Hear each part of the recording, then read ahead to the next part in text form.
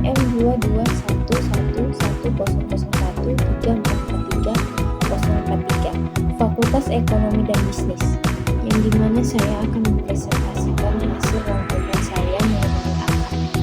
Di sini saya akan menjelaskan pengertian akad.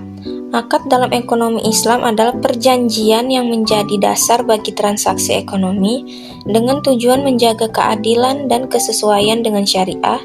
Setiap akad harus memenuhi syarat dan rukun tertentu agar sah dan tidak melanggar prinsip-prinsip Islam. Berikut ringkasan aspek penting dari akad dalam ekonomi Islam.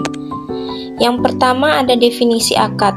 Inovasi akad adalah kesepakatan antara dua pihak atau lebih yang menimbulkan hak dan kewajiban terkait objek transaksi, baik berupa barang, jasa, maupun kerjasama sama bisnis. Selanjutnya, rukun dan syarat akad.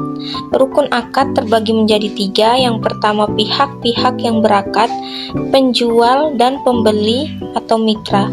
Yang kedua, objek akad. Barang atau jasa harus jelas, halal, dan bermanfaat. Yang terakhir, ijab dan kabul, pernyataan dan penerimaan sebagai bentuk kesepakatan. Ada juga syarat akad terbagi menjadi 3. Yang pertama, kedua pihak harus sepakat dan tidak dipaksa. Yang kedua, objek harus ada dan dapat diserahkan. Yang terakhir, tidak boleh mengandung unsur riba, gharar, ketidakpastian, atau maisir judi. Selanjutnya, jenis-jenis akad dalam ekonomi Islam terbagi menjadi 6. Yang pertama, akad tabarur non-komersial. Akad yang tidak berorientasi pada keuntungan seperti hibah, wakaf, dan qardah. Pinjaman tanpa bunga. Yang kedua, akad tijarah komersial, akad yang bertujuan memperoleh keuntungan. Yang ketiga, jual beli, buy, transaksi barang atau jasa dengan harga tertentu. Yang keempat, ijarah, penyewaan barang atau jasa. Yang kelima, mudharabah, kerjasama bisnis antara pemodal dan pengelola dengan bagi hasil. Yang terakhir, musyarakah, kerjasama dua pihak atau lebih dalam modal dan keuntungan. Selanjutnya, prinsip akad dalam ekonomi Islam. Yang pertama, keadilan. Setiap pihak harus mendapat haknya secara proporsional. Yang kedua, kejujuran dan transparansi. Tidak ada informasi yang disembunyikan.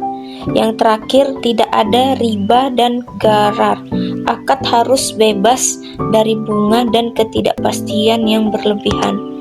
Selanjutnya ada tujuan dan manfaat akad dalam ekonomi Islam.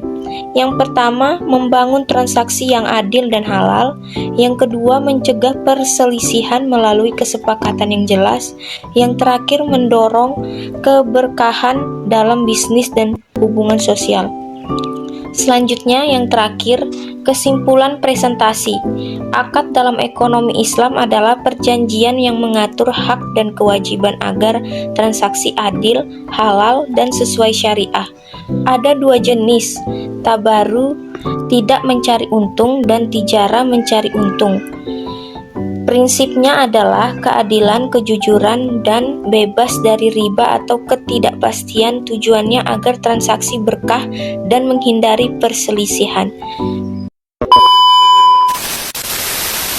Sekian presentasi saya. Mohon maaf jika ada salah kata. Saya akhiri. Wassalamualaikum. Terima kasih.